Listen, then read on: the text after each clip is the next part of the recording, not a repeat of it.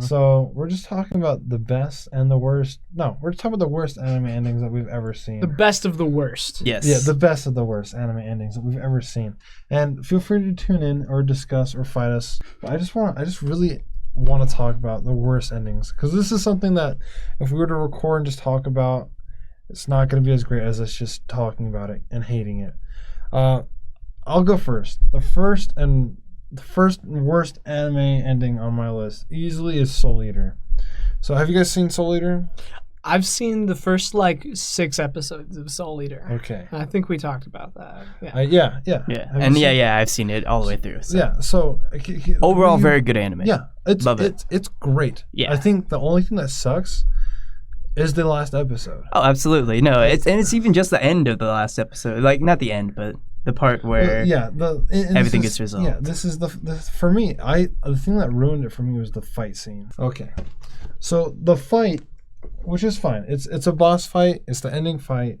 It's supposed to be you get beat up, you get back up, you get but you just keep trying, because that's Naruto. That's what's epic, right? Right. It's all like shonen type. Yeah, but then here's the cool part about Soul Eater is they introduced 4 different new things about the protagonist that were not hinted at all throughout the entire anime series, but they're actually, okay, it's hard to explain. So basically, you've seen Soul Eater. For anyone that hasn't, basically what you have is the Meister, which is the weapon wielder, and then you have the weapon. So then our main protagonist, she's a Meister, right?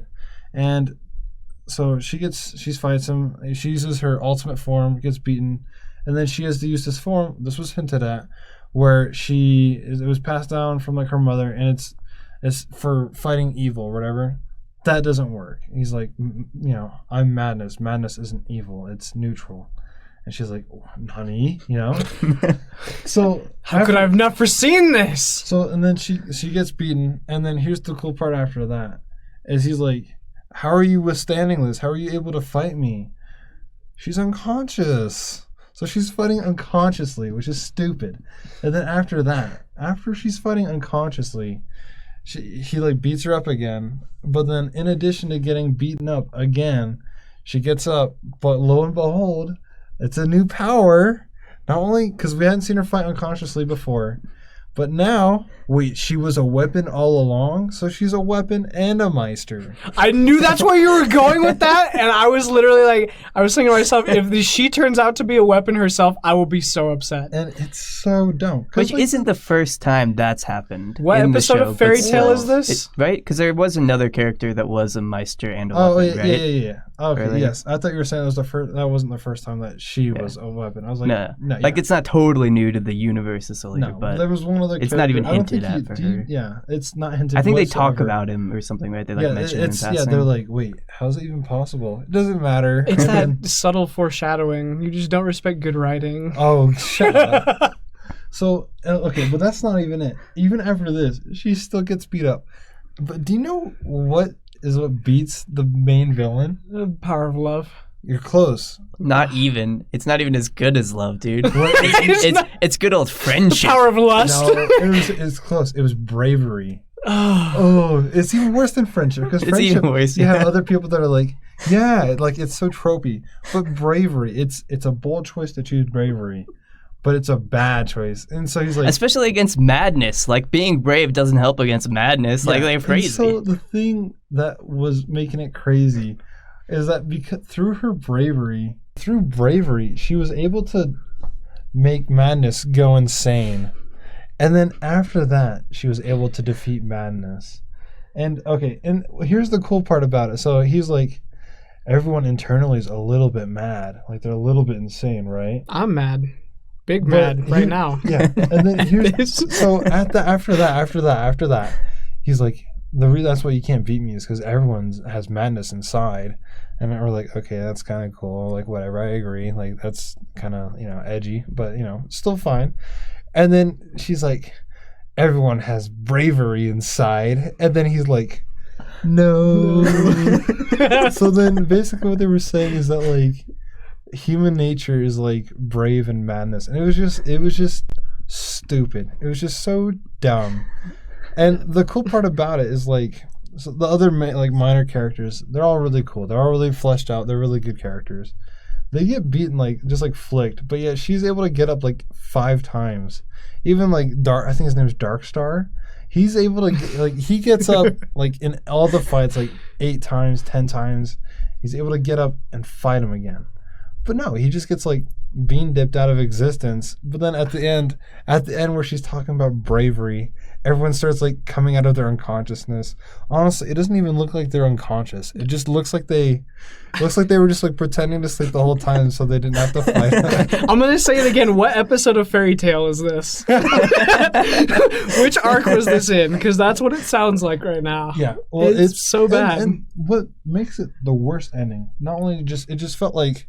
Basically, the ending feels like they had 4 different ideas for what they could do to end the series, but instead of just deciding one and going with it and making it epic, they're like, let's just do a little of everything, and it's not epic, and it sucks. It literally ruined the show. I told Dane, one of our mutual friends, he's like, I'm thinking about watching Soul Eater. Should I? I was like, no. He's like, but why? I watched the first episode. It seemed really good. I was like, it is really good. You can watch it, just don't watch the last episode. And he's like, I can do that. But it's really good. The show's really good. Right. You can't not watch the last episode. So he watches the last episode, and then he's like, I should have never watched it. It's that bad of an... Makes you understand why so many animes just don't have an ending. Yeah. It's like, oh, that's what happens when you try to close it up. So that's curse. That's my rant. But like that being said, like animes that I really enjoy, like for example, Cowboy Bebop, Samurai Champloo, a lot of people hate those kind of endings where it like everything like just kind of falls apart, but then at the same time like everything just drifts apart naturally. They're like, well, I want more, and it's like, no, you don't. It's good where it's at. Soul Eater didn't make that jump. They were like, we could probably give you more with all these new abilities. It's Super Saiyan Blue. Yeah, it's so bad. Sorry, but it's miserable. No, it's terrible. So I don't know if anyone else has had an experience like that where you're watching an anime and then all of a sudden there's, I don't know, like 4 different possible endings they could have chose. But that's my rant. What is your rant? Is my rant? Okay. I actually did have 2. I have the one. I kind of want to talk about the other one. Just talk about both. First one. It's a lesser popular anime. I don't know if you guys have watched it or heard of it before. It's called Arakawa Under the Bridge. Yes, that's the one with have you watched it? That's the one with the girl in the tracksuit. The kids with the metal faces. Yeah, and they get really buff, and it has like a buff nun. Yeah. Oh, yeah. I haven't seen it, but I know what it is. Yeah. One of the most bizarre fight scenes in all of anime, but very intriguing. Yeah, and so it's like this anime with like this guy who's like some wealthy elitist, and he winds up having to marry this homeless chick that lives under a bridge, and he kind of finds out that, you know, it's not all about like what society tells you is important, it's what's important to you or whatever, right? And then you just got to be yourself. Like that's kind of the purpose of the anime, right? Like was that that's kind of what you got from it? surprisingly wholesome, and I've never seen it all the way through. I've only seen the one fight scene. That's why I'm like, buff kids, none. It's interesting. Oh yeah. Well, that's kind of what the anime is about. Yeah, just like be yourself and everything like that is kind of ultimately what it comes down to. But then it turns out that this chick under the bridge is like Martian, and they fly to Mars and shit, and like that's the reason she's so weird. So it's not like, oh, she's just this person that's unique. It's, oh, she's a fucking Martian. So, I found what I'm watching next. For sure. I think that sounds so great. But it's so terrible for what the anime, like the whole like purpose of like the metaphor of the anime that like just be yourself. But it's like you have to be a fucking Martian if you want to be weird, you know? You can't just be yourself. You're some human being. You're not that interesting, you know? I don't know. I feel like it just counteracted the entire message. I mean, we've seen that before as well. Like in Naruto, for I was just about to say, that is literally our Naruto rant. I will rant about this 100 times. It isn't technically the ending, but you know, I don't know if that was the ending for this as well, but no, it's towards the end. But I mean, like, have you seen Naruto? You've probably seen some Naruto at least. I watched all the plot episodes. Okay, so you haven't really watched Naruto. So you missed the good stuff. You know, a tenth of it. I'll say maybe you've watched like 25%, but like so basically in Naruto, one of the big themes, and this isn't set really early in like the Chunin exams, where Naruto fights Neji, and he's like. Neji's like, you can't beat me. It's fate that you can't beat me. There's no way you can break your own fate, you know. He's like, I've been cast aside or whatever, and this is my fate. And Naruto's like, believe it. Not like, he's like, no, I'm not gonna. Fate doesn't matter. You can be whatever you need to be. It's not because of fate that I'm gonna. It's not because of fate that I'm not gonna be able to get Sasuke back. It's because I want to get him back. Even though fate says I won't be able to succeed, I will succeed. Just going pushing past your limits, whatever. All that stuff, right? But then, like, what? It's like near the end. I can't. It's before. I think it's before the 5th Ninja War or whatever. No, is it after? It kind of is surrounded by that. Yeah. It's kind of getting into it where they talk about Indra and Ashura and the Sage of Six Paths and stuff like that. It continues on throughout the war arc, and it's part of what makes it one of my least favorite arcs. Yeah. In any show. Well, basically, I think most of that gets skipped. Basically, what happens is they basically explicitly state that Naruto and Sasuke, it was fate for them to fight. It was fate for him to bring Sasuke back, and it was fate because they're literally just like reincarnations, and like you can't escape this. And like that, that was like the main argument of Naruto. So, I don't know how many episodes your anime was. I think it was only like 24 or something. So too big. Imagine being like, 500 episodes in, and the thing you've been pumped up about for the past 14 years of your life, gone. They just ruined everything. Literally for me, when that happened, it felt like a building just collapsed. It wasn't a great building, mind you. It had multiple staircases. But it collapsed. Had 2 stories. Yeah, it at least had 2 stories. But no, it was a horrible way to end such a okay series. So they just break the prophecy sort of thing. Well, they just kind of break the whole tension of the show and what it was centered around. The original show was centered around the fact that Naruto was an outcast. He had, the demon fox within him. Everybody saw him for that. And the whole point of at least the first show up until Shippuden was about individuality and about breaking out of stereotypes and being who you are and being seen for what you can be. So does all this shit happen in Shippuden? So this happens in Shippuden. Oh, I haven't even watched any Shippuden Okay. yet. Well, the spoilers. There's a lot of terrible stuff that happens in Shippuden. But it completely reverses that and says your individuality doesn't really matter because there's things that are just destiny, which went against everything that was established in the first show. And I was even uncomfortable in the first part of Naruto with the fact that he was the son of the 4th Hokage. Yeah. That even made me a little uncomfortable because I felt like his whole wanting to be the Hokage and his whole path was kind of undermined a little bit by the fact that he was Minato's son. Yeah. That being said, I will say that it created an interesting dynamic because everyone in the village hated him because he contained the nine-tailed fox that destroyed the village and killed everybody, but they also didn't want to hate him because he had that Uzumaki legacy, that son of Minato hanging over him. So it created an interesting dynamic between the people that loved him, like Iruka Sensei, Kakashi, those who were really close to his dad, and those who only saw him for the fox. So that one gets a pass. Yeah, but even though it wasn't that good. The thing that's upsetting, because I didn't know you hadn't watched Shippuden or skipped through Shippuden, is that I don't know if there is a plot version for Shippuden. There probably when is. Naruto fights, he fights Neji. This is such an important scene. He's like, I'll break past fate. Fate can't stop me. Da da da. Grow your own wings and fly. No, when they're told, when Naruto's told that he's part of a prophecy, and that's literally binding him down. He's like, oh, okay, cool. He's like, oh, I believe it, and then he just doesn't. He instead of fighting against it, he's just like, okay, I'm bound by fate, I guess, and that's it. Nothing else happens. He just accepts it. And no existential crisis at all. Yeah, no, that's just it. He's just like, I guess there's nothing I can do about fate. And we're like, dude, you literally just...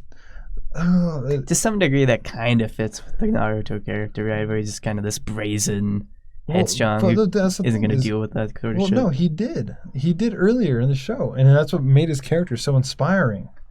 But then, when it That's come true. across like a similar thing that directly is affecting him, he's like, I don't know. That's fine, I guess. Like, and this is adult Naruto, right? this is like teenager Naruto. Okay. Yeah. He's like, So Shippuden's like teenage age? it depends because there's. How old would you say Naruto is? He's like 11 or 12. He's like 11 or 12 in the starts the beginning. tunings. So he finishes the first series maybe around like 13. There's a 2-year time skip where he trains with Jiraiya. So he enters like maybe 15. It's really not I'd say certain. 16. 15 or 16. So he's like getting into young adult Yeah. era Okay. Naruto, which is kind of the best Naruto in some ways. And in I other need to ways, watch not Shippuden so then. much. All I'm saying, bro, is his OG orange jumpsuit is probably the best jumpsuit. It's pretty good. Okay, but sorry, that's something I can relate to. Yeah. Very on a personal level, where they just go against everything they've set up. And I think for the Arakawa Under the Bridge, some of it might have to do with the cultural difference between like America and Japan, right? Like you kind of don't want to stick out in Japan, right? Like if you're normal, you're along the grain. You're an right? alien.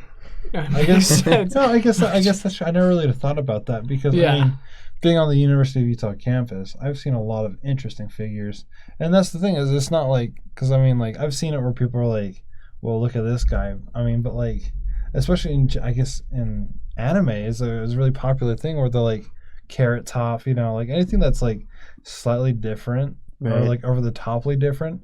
People will get like upset about. At least in anime, it's a reason for bullying, I suppose. Like anyone with blonde hair is like a deviant and shit. Right? Yeah, but then like in America, it's like you're different. Different's cool. yeah, It's like celebrate it. well, I mean that's like that kind of grown up thing.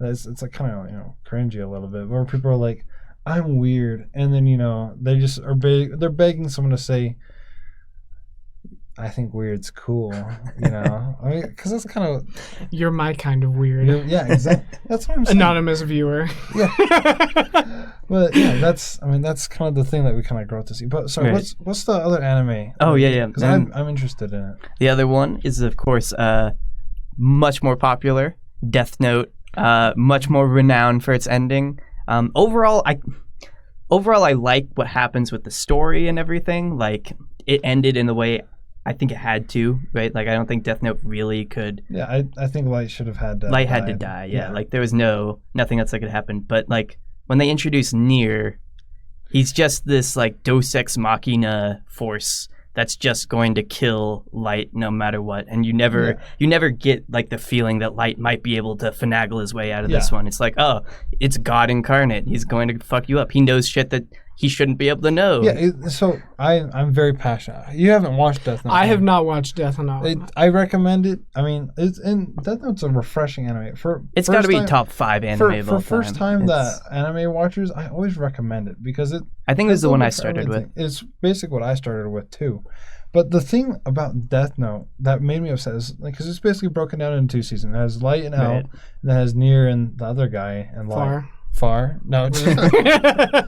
But no, and so like the thing that's really upsetting is like after Light, I mean this is spoilers.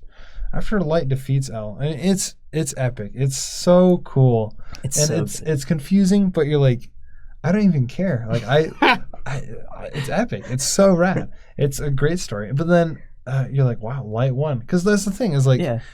Ethically, he shouldn't have won, but it's unique that he did win. It's interesting because even though he's basically the antagonist, he still wins, right? Right. But then the thing that gets really crazy about it is you're like, okay, that's great, and then you're like, oh, second season, and then yeah, like you said, Deus Ex Machina, whatever, Yeah, it's just he can't win. And the thing that's really like the first thing I could tell once these characters were introduced, I just got pissed because one thing is like you said, Nier knew stuff that he shouldn't have.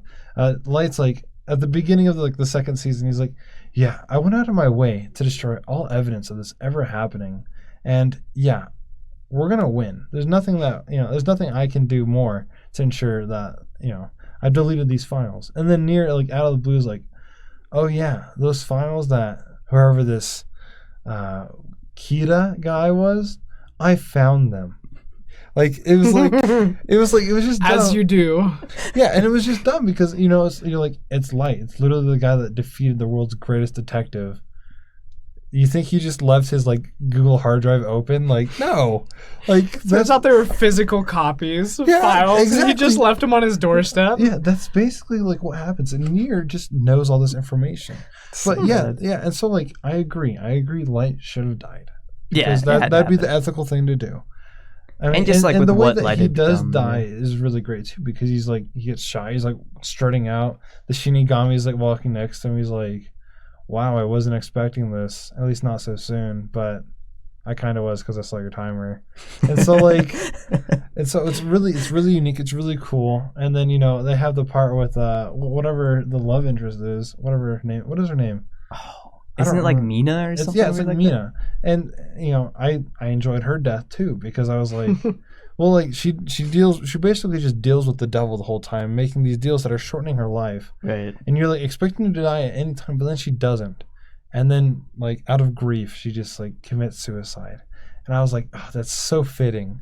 That was probably the only good part about the ending. Yeah. But then, when Nier's partner gets shot too, that was cool as well. So it's like basically like the ending, it was terrible. It was terrible. It should have been a lot better. The arc for the ending was That's the best way to explain it. The arc for the ending's terrible. And that was kind of for the arc on Under the Bridge too. Like I think that's kind of the thesis for like most of these, right? Is it's sort of the whole arc of the ending we're looking at, right? Yeah, I wholeheartedly agree. I'm sorry, you got me fired up. We're talking about animes that I just genuinely like really liked. I really enjoyed. No, like Death Note, yeah, it was. And then I hated so it. Good. I just like loathed at the end of it. But yeah, I agree. Death Note, horrible ending, although it has some really cool scenes and it's good. Just anything with Nier. Yeah, anything with Nier. Even his buddy was cool, the one that ate chocolate. When he gets shot up, that was so rad. Like, I know it sounds bad, but no, literally, like he's wearing this white fur coat and he gets out of a car. And then he's like, huh, you guys caught me, but you guys can't do anything. He puts his hands on his head. And then literally all these cops that surround him, it was like 50 cops. He's resisting arrest! Yeah, they just blast this poor guy. Dang. And it looks so cool because you just see like it's just one cop shoots and you see like blood just go and soak into the fur, and then just like hundreds of bullets later. Dang. It's just overkill. But mag dump. Yeah, basically. Everyone. Yeah, they're just like reloading and everything. I was like, oh god. Dang. But like it was a unique death amongst all of it. But sorry. What anime do you have for us that is the worst ending of all time? So there's been a lot of bad endings that I've seen, but this one by far I think takes the cake for most frustrating and overall just most dissatisfying ending, and that would be Aka Mega Kill. I haven't watched it. It's been on my watch list every time. I'm gonna spoil all of it. I'm going to spoil a large portion of it because I don't want you or anyone else that hears this to watch it because it's a waste of time. That's the one where they're like a bunch of assassins in a classroom or whatever, and they're like, you got to kill this person. Assassination classroom. Or whatever. No, because I'm pretty sure I've seen Aka Mega Kill is the one where this guy leaves town to basically like go get work, and he ends up coming upon through extenuating circumstances, he comes upon a band of outlaws called Night Raid, and he joins them, and they like oppose the kingdom and like the corrupt government, and they're like, we're gonna overthrow the emperor, and it's all very noble and fun, and it's meant to appeal to political statements. It's meant to appeal to your sentimentality. And it's terrible. It's terribly written, and the ending is horrible, and I'm going to tell you why.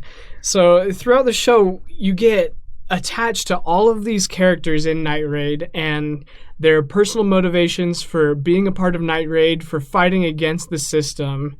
You get introduced to kind of this leader who plays a role later. Her name is Najinda, and she's like used to be one of the Emperor's, like, I guess, enforcers or right-hand soldiers. And you also get introduced to these villains. Among them is this villain Esdeath, and she's like a sadistic just savage. All of them are. Like, at one point in the show, one of the other characters that's not Esdeath, he's a guy that plays a flute. Like, they capture this princess who's trying to run away from this kingdom, and he literally skins her face off while she's still, like, conscious and like breathing. And the villains are terrible, and I will say that the show does a good job of getting you to hate them. But what the show does wrong, and without rambling too much, the ending is disappointing and dissatisfying because almost none of these likable characters survive to the end. You get attached to all these characters, and slowly throughout the show, all of them start to die in these battles, which normally would make me a little happy, at least, because it's different, it's unexpected, and it's a more realistic cut. Okay. But when you have all of these characters that you get attached to, and they keep dying, and you get to the final arc of the show where they're overthrowing the kingdom, there's a huge face-off, and our main character gets to fight, and our main character dies, you think that that's the end. You would think that finally everything has stopped spinning out of control and things are going to be okay. And then you get more death. Like, even after that, there's still, I believe, like 1 or 2 more characters that die. And it's just so disappointing. And like, I get that the whole point of the show was that these users that have these noble arms, as they're called, the thing about noble arms is that when 2 people who have noble arms fight, one of them will always die. It's tough when all of your main characters are constantly being the ones to die. You're like, no, especially when they kind of hint at this love relationship between the male lead and the female lead this whole time. She finally gets to fight and possibly resuscitate him. She conquers Esdeath. And then right at the end, when Esdeath is about to die, she's holding his dying body, basically. There's still kind of implied that there could be a chance to save him. She turns him and herself to ice, and they burst into a million pieces. And you're just left with 2 characters basically left in the show. Najinda, who, besides being the commander of this group of operations, has done absolutely nothing, has not even fought a battle throughout the entire show that we've really seen, and our female lead, Akame, with no love interest, none of her friends are alive. And you're just left with basically this scene of them together, and Najinda's like, we did it. We freed everybody. It's happy. Things will be great now, and we'll continue on living. And Akame is just like, yeah. And that's it. And it's the worst ending ever. And it's so dissatisfying. So the ending doesn't necessarily sound like terrible. I mean, I don't know why he would turn themselves into ice. So, like, basically, if I can explain it, Esdeath has this obsession with the main character. She thinks that he's adorable and just basically just wants to have sex with him and keep him as her slave because she's kind of what I would consider a domineering character. There's a reason that she's a fan favorite. She's very domineering and overpowering, and he's just this poor, like, teenage boy. And she loves the fire in the fight within him, and she's like, oh, you're gonna be my pet. And like in the last moments, that's kind of her revenge for being killed, is just like taking that away. Like, not even his body will be left, and we're gonna be together at the end, which oddly enough, a lot of fans actually liked that, and I hated it. I think it sounds kind of cool. It's all right. You'd have to see it. I'm not gonna lie, you make me really want to watch this anime. Don't do it. Well, actually, do watch it. It's only like 12 episodes. You'll watch it, and then you'll be disappointed, and you'll say, "I wish I had got that time back." I don't know. You really convinced me. Like, I really kind of. Okay. Was it a cool concept with cool characters? Yeah. I thought a lot of the weapons were cool. There's a lot of cool weapon concepts. I mean, Akame has this katana that essentially if she cuts herself with it, it makes it so that she's much stronger, much faster.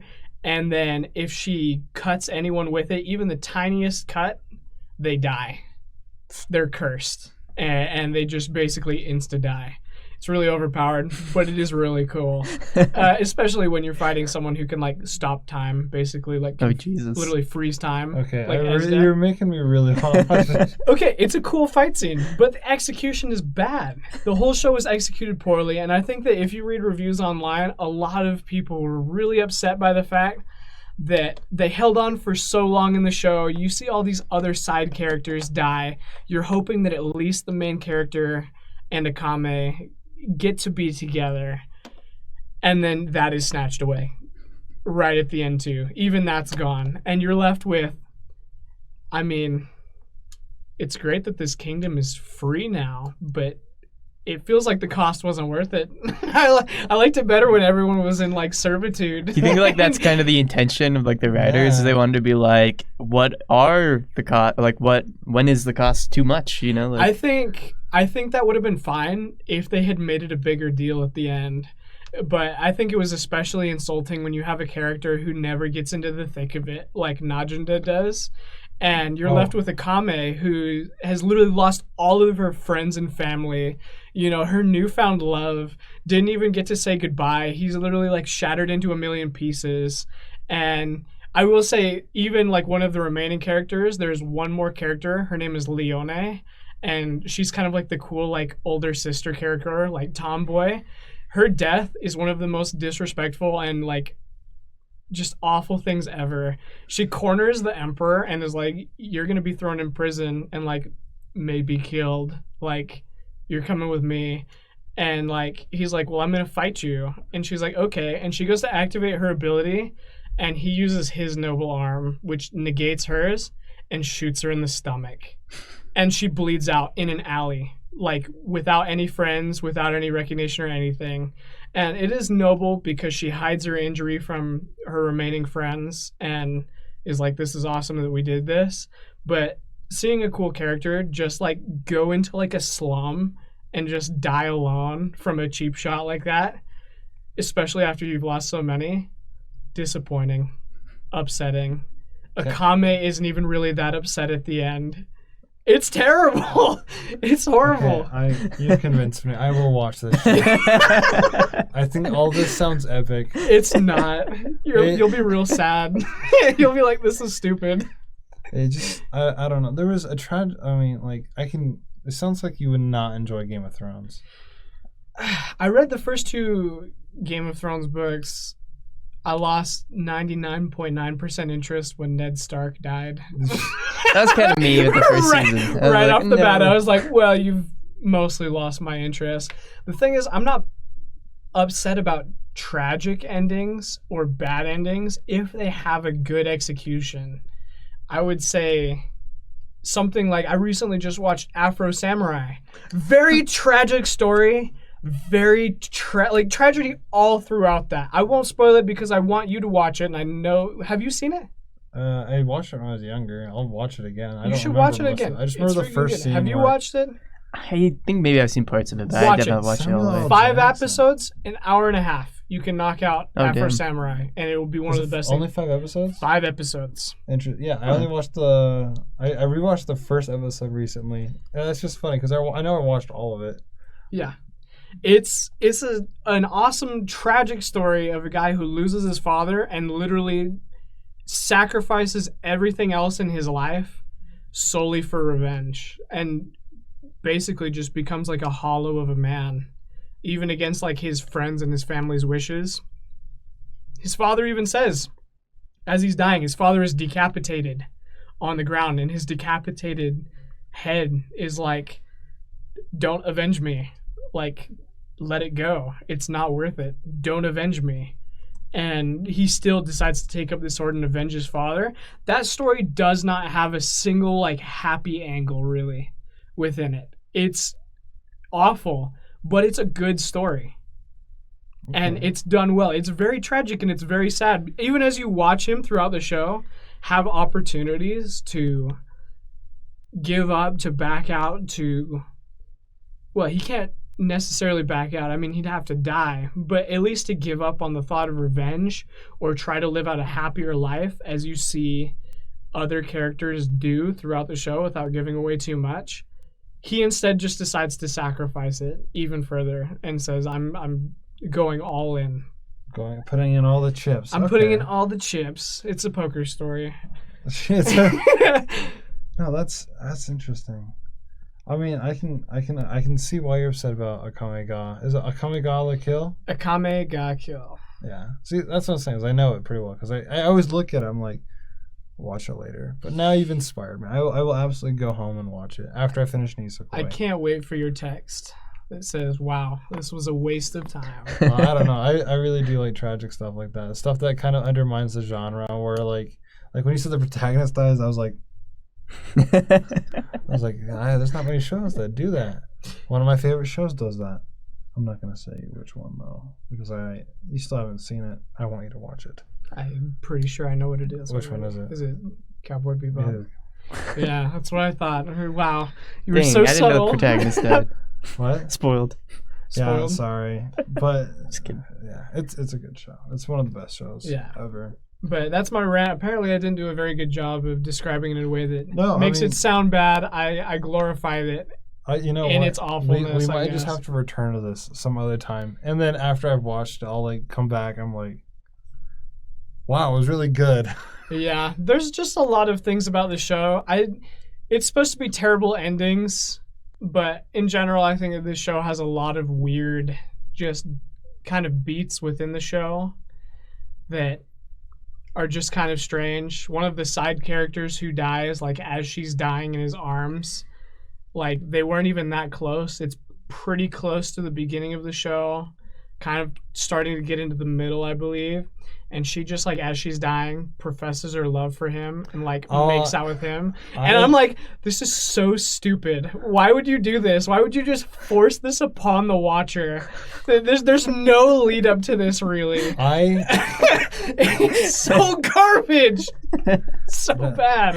That's one of my favorite things when you see an anime where it's just like totally out of left base. It's like, I've always loved you, and you're like, who are you? Who are you? We want to talk about a show that did it right. Watch Angel Beats. One of those happens in Angel Beats, but it's actually, I thought, executed well and was probably the most emotional part of the show for me. The ending? Towards the ending. Like, last episode, second to last episode. Best friend, baseball diamond. They spend the whole day. They spend the whole day making that girl feel good, and he's like, "I love you," and she's like, "Well, you wouldn't love me in real life because I'm disabled. That's why I wanted to do all these things." And then he's like, "I would love you no matter what. Like I would find you." And she's like, "I'd never leave my house." And he's like, "I'm a baseball player. I would hit a ball through your house, and I would meet you." Give me that Addy. Yeah, he was like. Say psych right now. And while it was kind of corny, I did think that it was emotional and good and done right instead of whatever the hell was done in Akame ga Kill. It was so bad, so poorly executed, so disappointing. So disappointing. I thought it did. Sounds good. It's all right. lame. Well, yeah, that's our take on terrible endings in anime. Just a couple of them. There's always Unsurprisingly, there's a lot of bad endings out there. So I do think, like, in order for an ending to be bad, that means there has to be the potential for a good ending, right? It's like, because for an ending to be bad or good, there has to be a lot of stakes in it, right? Yeah. Like, there's plenty of animes that have endings that have, like, no stakes, right? Like, Toradora or something, right? You're like, I guess that one kind of has some stakes, but I mean, there's a lot. The stakes it throws out aren't that great. But yeah, continue. I don't know. So I think like that's the key, right? Like wherever there's a bad ending, there was always the potential for a really good ending, right? Like you just like, you just change these things up and suddenly things might have worked out. And I don't know. None of us are professional writers, so our ideas probably suck. I mean, but I don't know. I do study English. But I don't know. I just think it's an interesting anecdote in regards to like these bad endings. Like all of these had endings that were like, or maybe Akame ga Kill is a bit of a different example, but I think like the steps leading up to the endings for all these were probably good, and that's why they think they're bad endings. That's what I think I can agree with, and I think that's why for me and you, we chose animes that have really good plots and base narratives, like Death Note and Soul Eaters, because it has so much potential. Everything's really good, and the end is bad, and you shouldn't. It's like eating like a really good burger, and then the last bite you have, like you look at it's it, just shit. And you look it's at not a burger. It has no more like patty. It's just the buns and maybe some mustard. And you're like, well, if I had known, a slice of yellow tomato. yeah, it's like if I had known this was gonna be the last bite, I would have never like bet into it. You know, I think that's a fair analogy. Yeah, and I agree with you. I think that's probably the most exciting part is it has potential for really good endings. Or like, yeah, because like in Soul Eater, they were following the right track. If they had just had like a fight scene where, you know, she just, you know, even if she used the power of friendship, I wouldn't have even cared. It would have been way better than what we got, you know. But bravery, and they just pull it. Just if you pull stuff out of your ass, it's not going to be a good ending. Yeah. But I mean, all right. Well, I mean that's what we were talking about. If you liked this and you want to see more, or hear us rant, or you want to talk to us and rant about your own terrible anime endings, just leave a like, subscribe, just talk to us about it. We obviously love anime, but I guess this time we were just talking about anime we hate. So that's it for this episode. We'll see you guys later. Peace. Adios.